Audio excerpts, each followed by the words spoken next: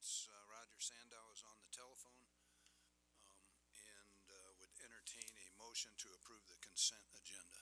Motion to approve on the for the agenda tonight, postponing item 6A, resolution 1744 until 24 July. Second. Is there discussion? All those in favor signify by saying aye. Aye. Opposed, same sign. Tonight we have two public hearings. If you'd like to address the council, please step forward to the microphone, give your name and address for the record. This is the time and place for a public hearing as advertised on the matter of Resolution 17-151, a resolution authorizing the mayor and city clerk to execute an underground pipeline easement in connection with the water line relocation by the Council Bluffs Waterworks for the West Broadway Segment 1 reconstruction project. Is proof of publication on file? Yes, it is. Have any written protests been received? None received. Is there anyone here tonight wishing to speak to the council in regards to this matter? Seeing no one, is there a motion from the council? Motion to approve. Second. Is there discussion? All those in favor signify by saying aye. Aye. Opposed, same sign.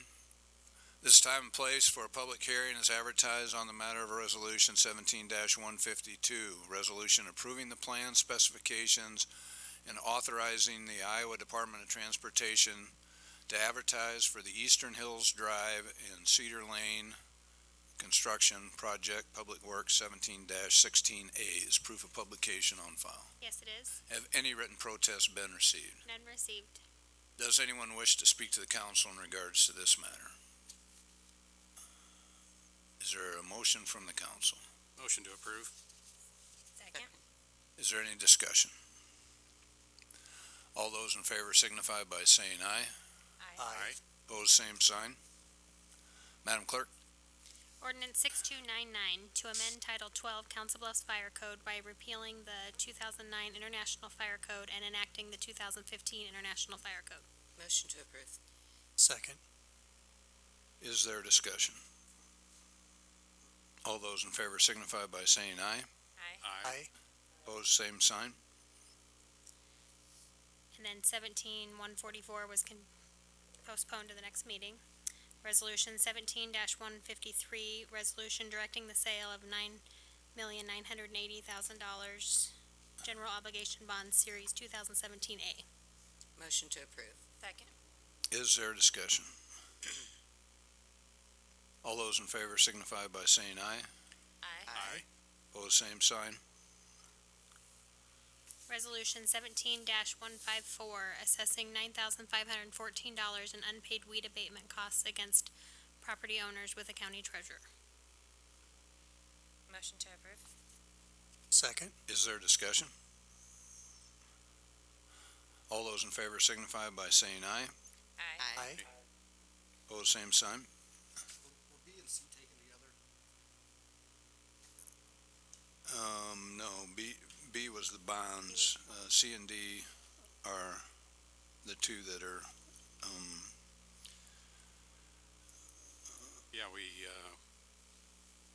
I see what Dick is talking about. Did we miss one of the I resolutions? think we skipped over 6D.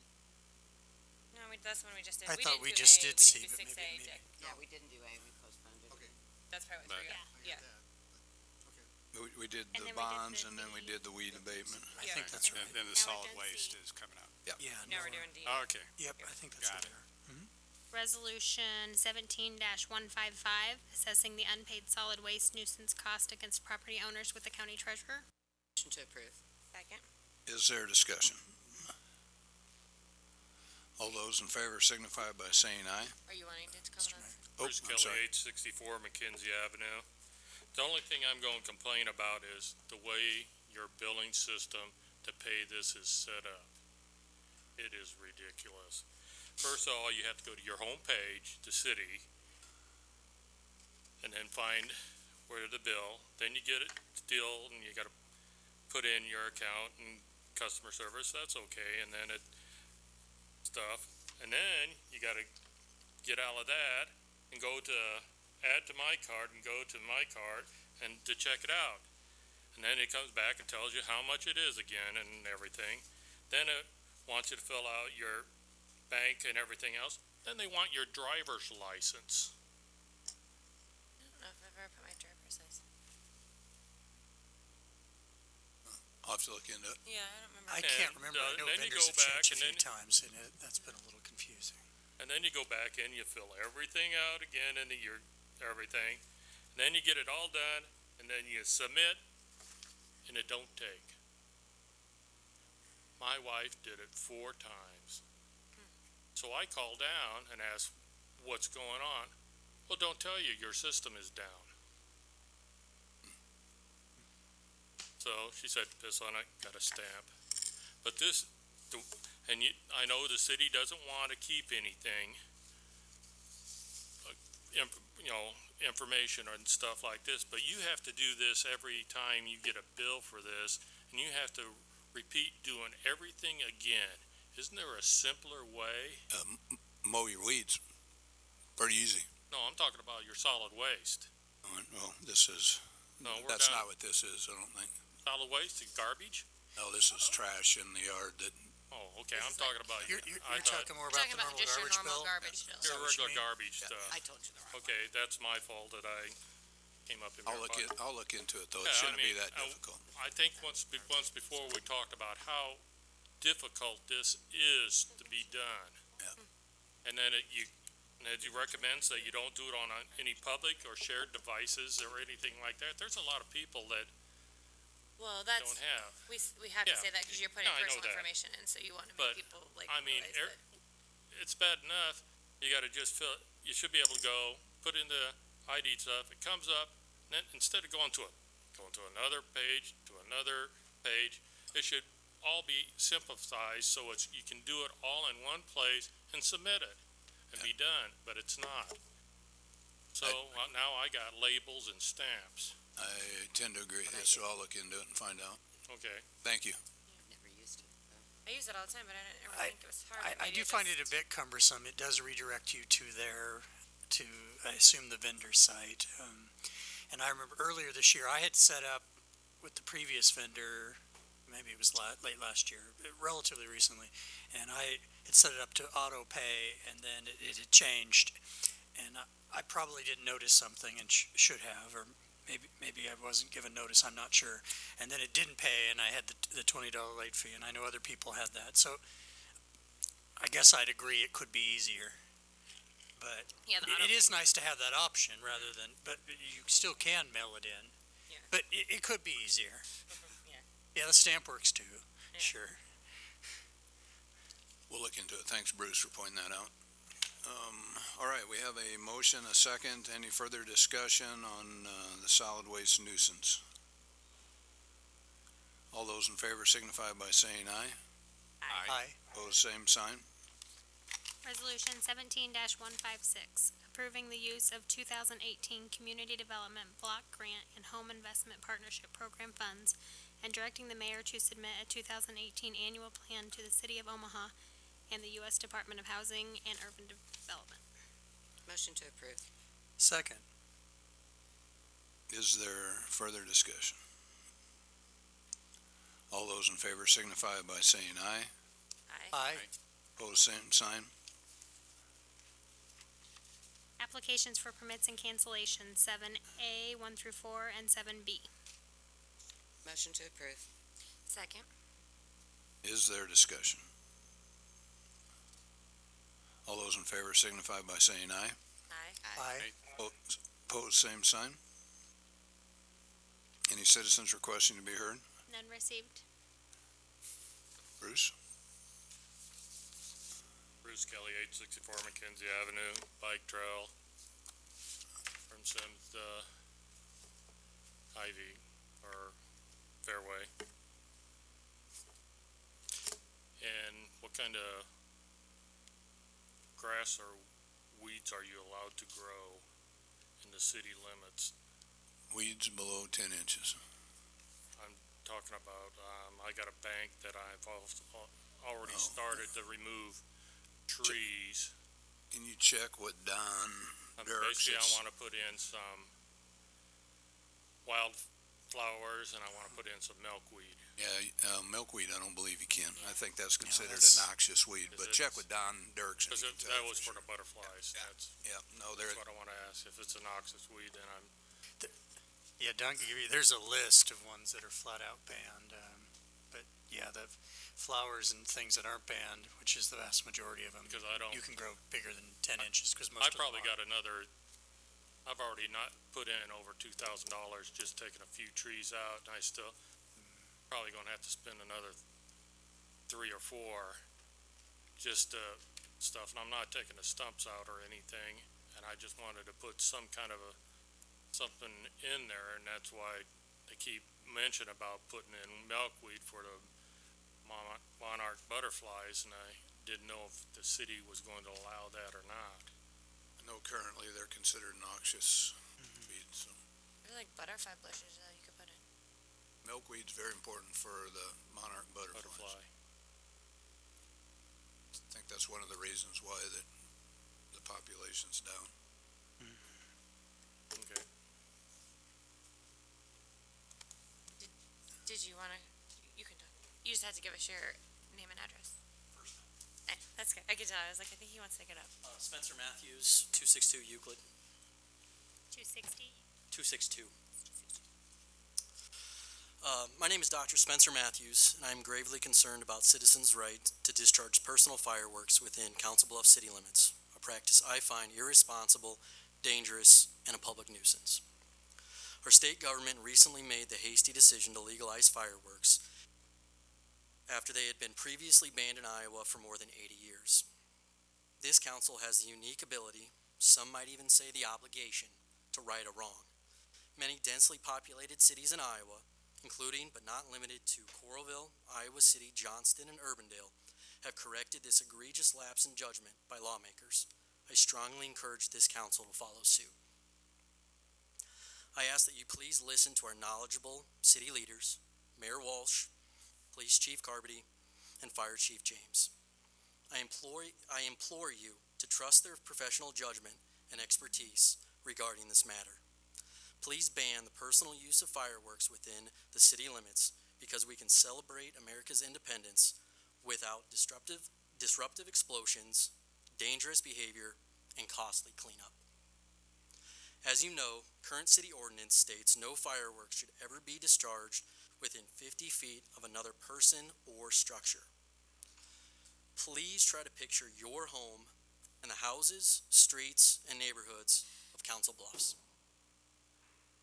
How many houses in our community are actually built at least 50 feet apart from one another?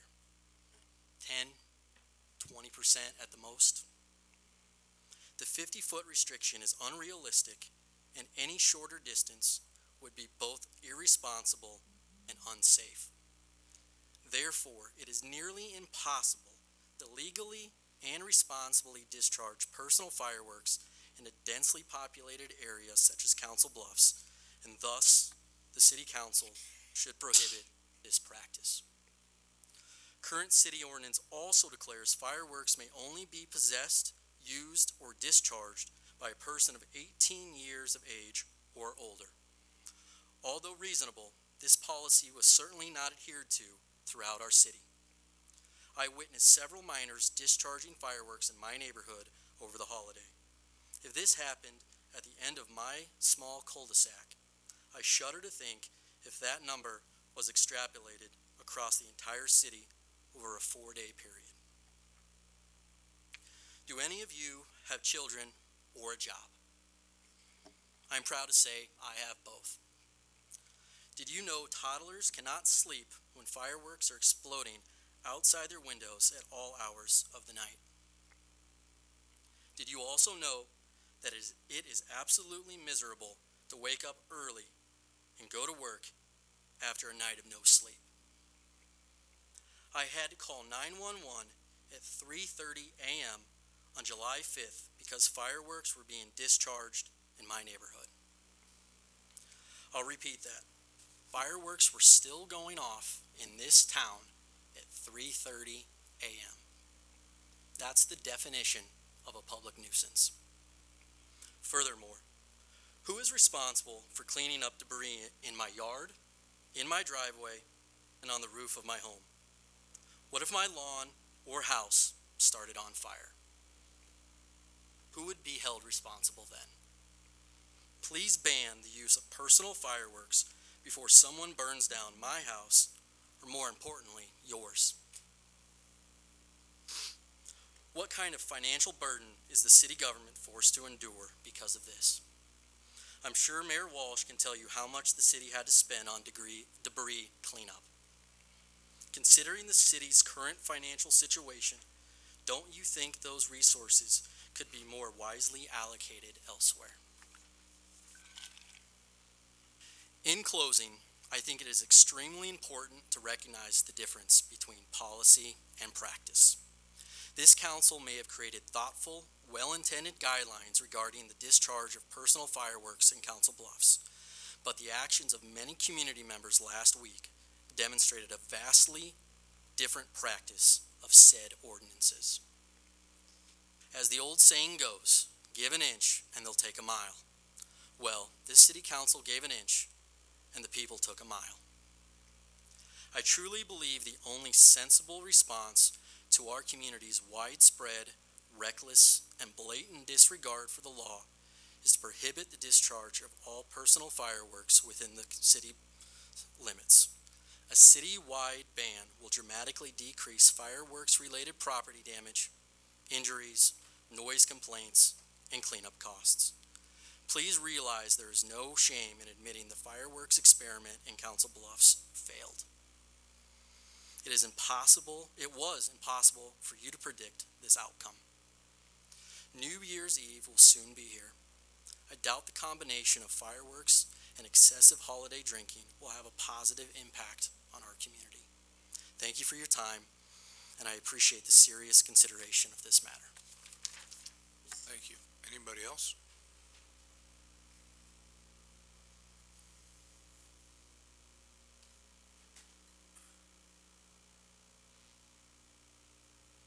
My name's Bob Womble, 3342 Avenue B. On July 1st at 6:30 in the morning, Mr. Walsh got kind of a very rude phone call on his answer machine here at City Hall. Because at 3:30 in the morning, I was listening to the fireworks. At 6:30 in the morning, I was listening to fireworks. At 7, 8, 9, 10, I was listening to fireworks. The city ordinance said we could start shooting them off at 10 o'clock in the morning. We need to back up. 8 years ago, I had a neighbor move in. He decided that 8 years ago, illegal fireworks were fun, especially if he can be a nuisance to his neighbors.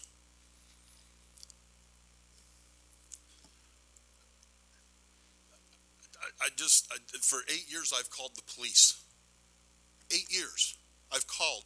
I said, what are you going to do about this? Are you going to give us some release? When I was in college and I took my principal of finance classes and my real estate principles and practices, we talked about a principle of real estate called the peaceful enjoyment of your property. This council and the governor of this state took our peaceful enjoyment of our property away from us. On Monday, the 3rd of July, I drove out to York, Nebraska, to Motel 6. I spent the night at room 137 at the Motel 6 in York, Nebraska, because I'm not trying to deny people the right to enjoy the holiday. I have 2 dogs. The fireworks don't bother me.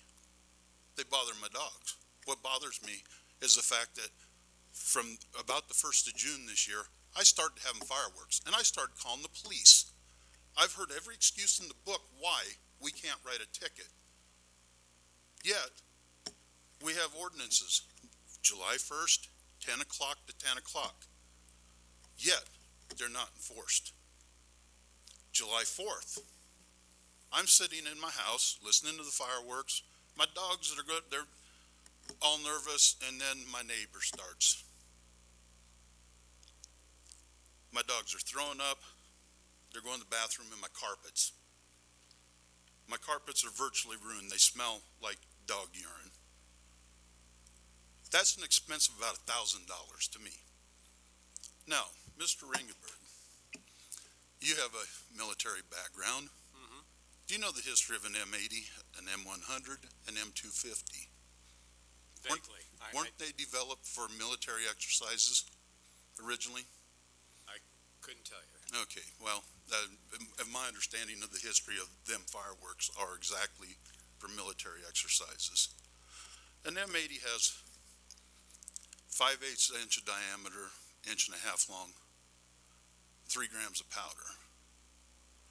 An M100, I went to the ATF website. An M100, or what we used to be called the Silver Salutes, 1 inch in diameter, 2.5 inches long with 9 grams of powder. An M250 is 1 inch in diameter, 3 inches long with 13 grams. These are all classified as explosive devices. All of them by the ATF. They're illegal to possess, they're illegal to transport. Yet, July 4th, around 9:40, 9:45, there's an explosion outside my window.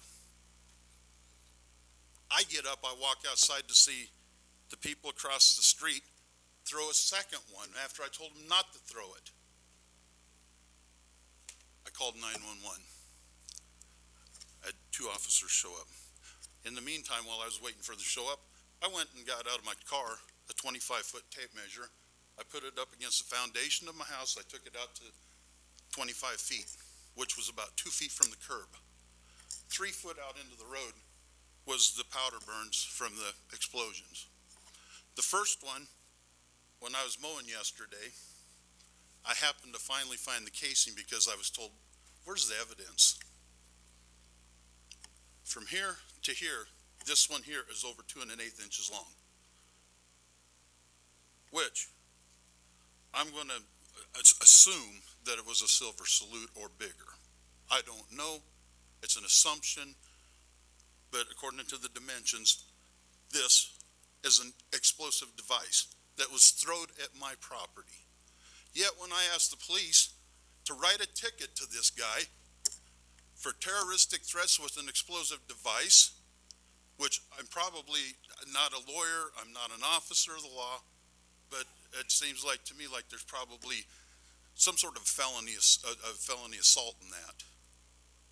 I went outside where I have to put up with the ridicule and the bad and foul mouth of my neighbors.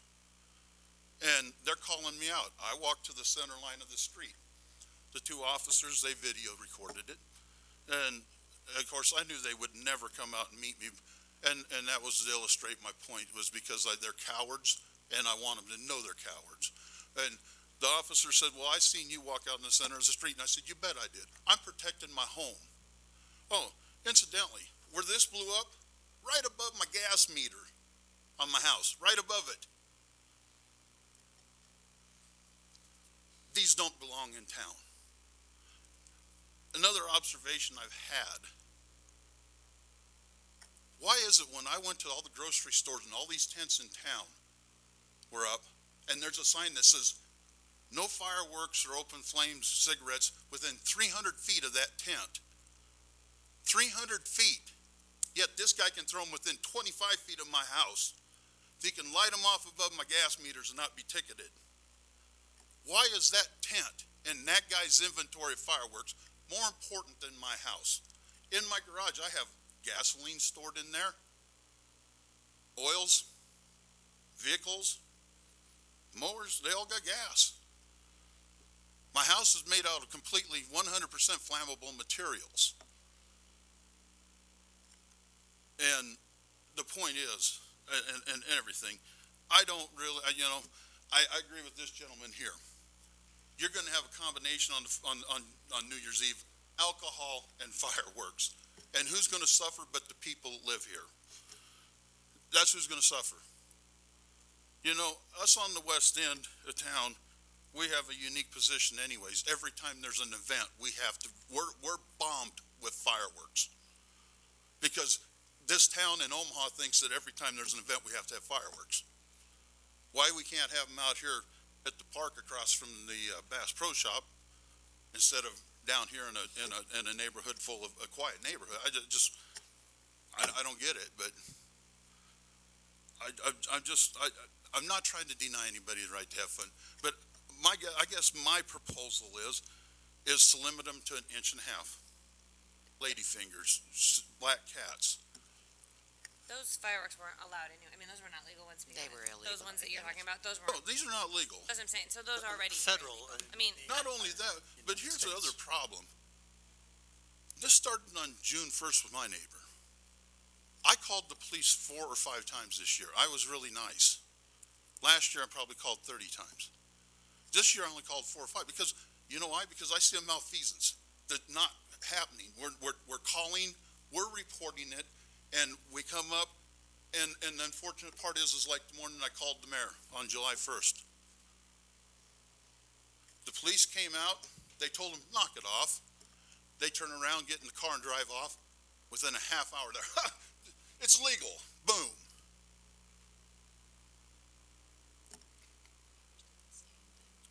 If we're gonna have ordinances, let's enforce them, or let's make it illegal entirely, so that when the officer gets a complaint, we can write tickets. And I asked, and I don't know, I wanted the dispatcher because I know that particular address had been called on at least 30 times, probably more. Neighbors told me at least 30 times they called the police for the fireworks. My neighbor lady stood right there and told the 2 officers on the 4th of July, they threw him at his house, I seen it, and they did not take her statement. Did not take her statement. The one officer pulled up on the street where there was a powder burn about that big around and parked over it, and he says, well, you can't prove to me that a firework went off. I said, it's under your vehicle. He got in his car and left. I have 2 children that are police. I talked to them around the first week of after this guy started shooting fireworks off. My daughter's in Vermont, my son's in Ainsworth, Nebraska, and they both said, you know what, Dad? They're not going to do anything.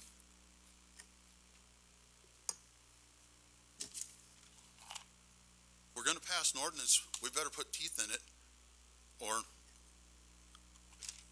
give us some relief. Like I said, I left town to give the people on the 3rd. I just said, you know what? It disturbs my dogs. I'll go out of town, let them have their fun. I'll come back. We'll suffer through the 4th, which we did. But I was glad I was home because I didn't know my house was being assaulted with fireworks. And not little ones. These are big. These are illegal. These are against the law. And ironically enough, yesterday when I got home, I didn't even make it into the house when they lit another one. It's not going to end. It's not going to end until tickets are written. And, unfortunately, I'm the kind of guy, I'll get pushed so far, then I'm fighting back. And the officer says, well, there'd be a mutual fight. You'll go to jail. I said, well, I hope the oat mill don't have raisins on Wednesday. Because I'm totally prepared to fight for my property. Totally prepared.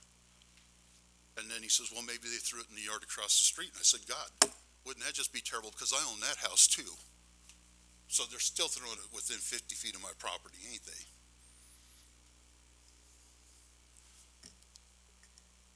I'd be more than happy to talk with you private about this matter.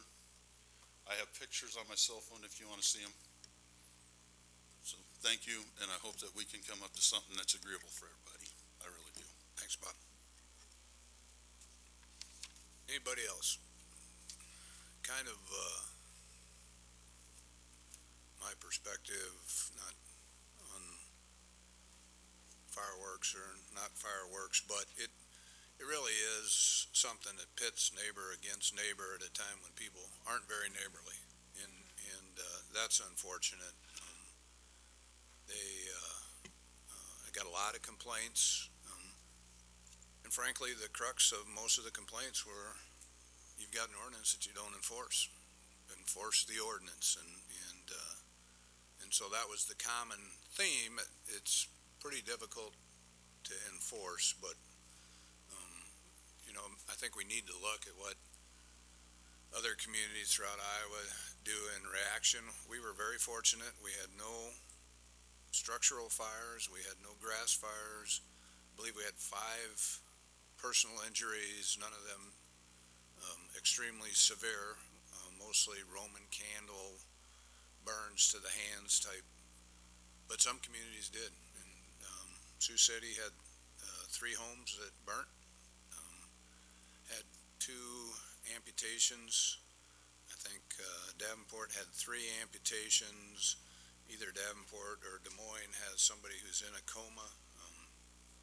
Took a shot to the forehead from a fireworks called the shotgun. And those 3 communities are talking about banning them. I think we just need to kind of be cognizant of what goes on in the next few months and see how we react. So. And I think the big, I think the big thing is what we try to do with the ordinance was to provide some level of letting them enjoy it, but yet putting limits. Because the bad part was obviously when it's going on all day, all night. I mean, I was just as frustrated as probably our best. I mean, it's great in theory, but it would be great if people stop. They're not. I mean, that's the problem. I think for the police, and I can't speak for them, I think the hard thing is sometimes really determining where it's coming from, who's doing it. But I'm sure, I do think we probably have to try to, because it was pretty crazy, I think. So I don't know how we figure out a way for them to be able to enforce it, but that's probably. I would just like to thank Dr. Matthews and Mr. Wample for coming, because I've been getting the same phone calls. I experienced the same thing myself. I want you to know my dog, I left town with my dog and came back late on the 4th. And as I was driving into town, the entire town was covered in smoke. I realized we came back too soon. I don't know if there was an hour that would have been okay because it was that bad. It was like a war zone. I was out appraising properties. Then on Thursday, several properties were vacant. There was firework debris in all of those yards, and nobody's going to clean that up. I would tell you that I tried to stay open-minded about it, in that I'm not an advocate for it, but I also realized that I'm going to make this 32,000 people happy with this vote. I'm going to make this 32,000 people not happy. So, trying to keep in mind that just because I don't like them, I have to look at the emails I was getting. And at that time, I was getting emails saying, the legislature passed this, you need to stand by the people, quit passing rules, we should be able to do fireworks. Well, now the emails I'm getting are, this is too much. And I would have to agree. I feel like that it went on day after day after day. But I can tell you right now, and I truly believe this, we can go ahead and outlaw them. They were outlawed before, and they were still going off, just not for as many days, but they were going off for 5 days around the 4th of July. I don't think it was any easier then for the police, because you've got to know where they're coming from. You have to see them do it. I don't know what the solution is, but I would tell you I'm certainly going to be one of the council people open to reconsidering this policy, because I just feel like this ordinance has allowed people to completely disturb everybody else's peace. And I just don't think, if you want to take them out in the county and do that, out in the country, I think that's fine. The other thing I was going to ask the mayor is, I would really like, I know that the fire department said they planned on reporting to the council how it went. I'd really like to know what it costs the taxpayers, as far as how many more extra police did we have to have on duty, how many more firemen had to be on duty, how many calls. Here's the thing. I wanted to call the police repeatedly because I was just tired of it. But then I told myself, these guys are out there. They're supposed to be out there catching robbers and, fireworks. I'm going to call them for fireworks. It made me feel bad to even think to do it. But, I mean, do we really want the police out from June 1st until July 8th policing fireworks? Is that what we really want them to do with the time that, they're already stretched trying to get everything done and trying to catch the real criminals? But I would just encourage you, please, don't just come to this council. This all started with the state legislature that decided a few tax dollars was worth disturbing everybody's peace, putting us all in a bad position and having to make a decision. And I can just tell you, we can outlaw them, but if they're selling them at every tent up and down Broadway, it's going to be just as loud as it is now, because you saw they did off, silver salutes. Those aren't even legal in this state, but they did them anyway. So I just encourage you, please call your legislators, tell them that this was a very bad idea.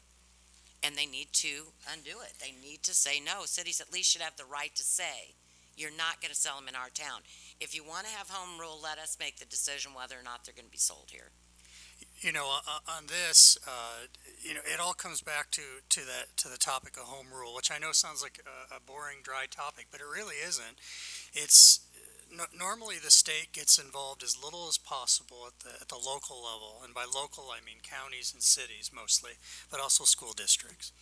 Those are the three areas of government that probably in your day-to-day life you interact more. I know I do interact far more likely to interact with somebody from the city, the county, or a local school than you are with someone from state government.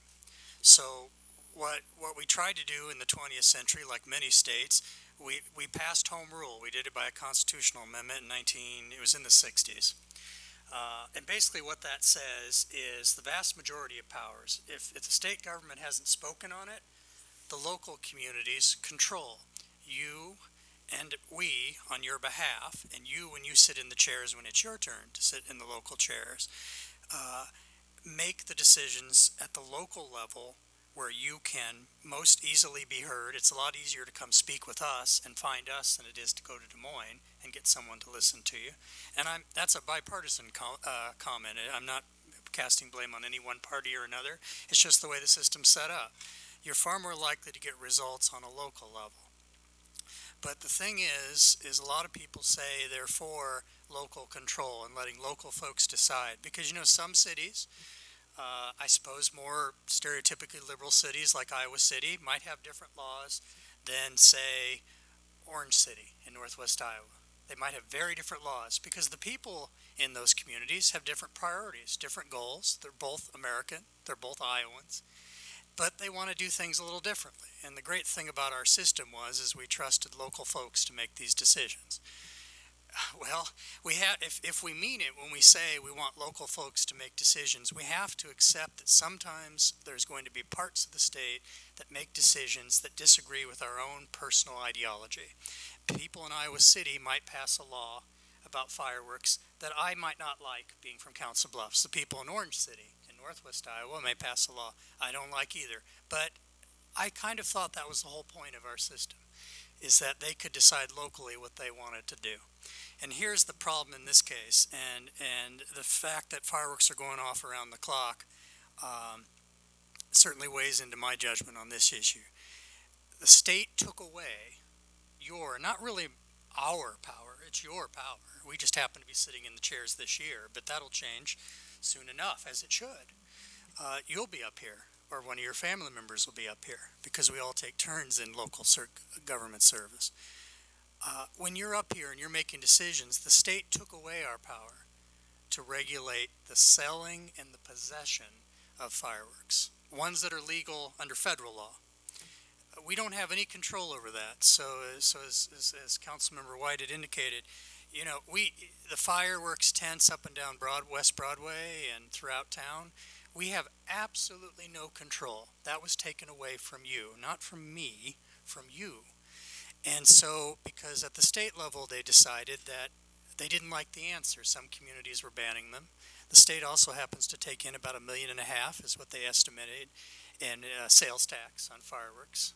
And I know we're short money-wise across the state, but it seems to me there are better ways to do it than encouraging the possession of explosives by children. But ultimately, if we ban the use, and that's why we tried to come up with a compromise, which made nobody happy, which at the time made me think, and still somewhat think, maybe that's the right answer, because usually compromises don't make anybody completely happy. But you're trying to balance everybody's rights. Your rights, sir, to be able to stay in your home and not feel like you're under attack and your family put at danger, and other folks, their right to enjoy America's birthday. But to do that requires everybody to be reasonable, and when reasonableness does not prevail, that's when the law has to change.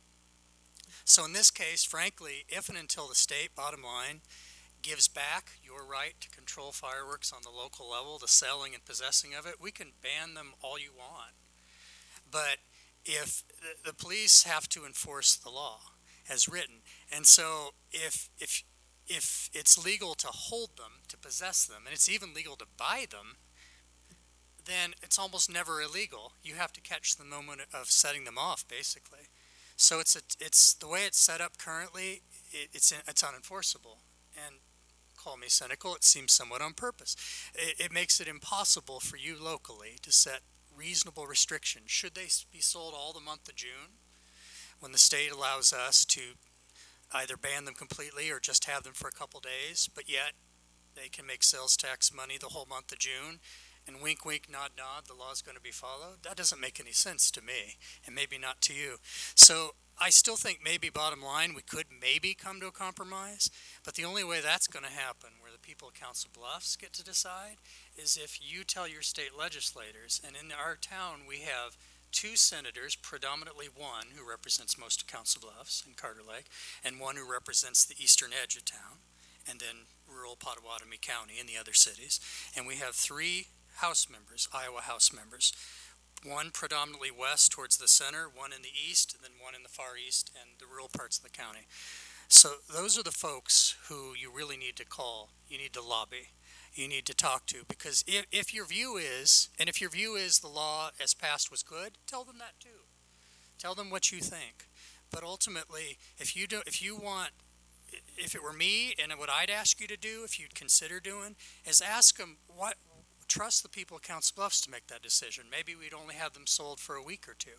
I think that would probably cut down on the amount being used if they weren't being supplied for 6 weeks. Now that may cut down, admittedly, on sales tax revenue, but again, we got to trust the local people. I thought that was the essence of what we all were supposed to believe, particularly in a community and state generally as conservative as we are. This seems not very conservative or trusting the people. If you want to change it, change it. And then on a local level, recognize that we could ban it all you want, but since people can legally buy them and possess them, it won't make a bit of difference. And I'd be doing a disservice to you if I told you any different than the plain truth. If we ban it, the only people who are going to get ticketed are the people who are lawfully trying to do it and aren't being a harm to people and are suddenly facing a $250 ticket. We're going to have a hard time catching the people who are doing all sorts of crazy things because they tend to run away. That's the tough thing. So if you give us more tools to enforce reasonableness at the state level and tell them, demand, they give you your power back. And then, speaking for myself, I will exercise it. But right now, they took it away. So there's nothing really we can do, even if I wanted to, which to a large degree I do. Very well said. I'm sorry that was a little long, but I want you to understand kind of the legal rationale. If I just sit up here and tell you what I think, but it doesn't really change anything.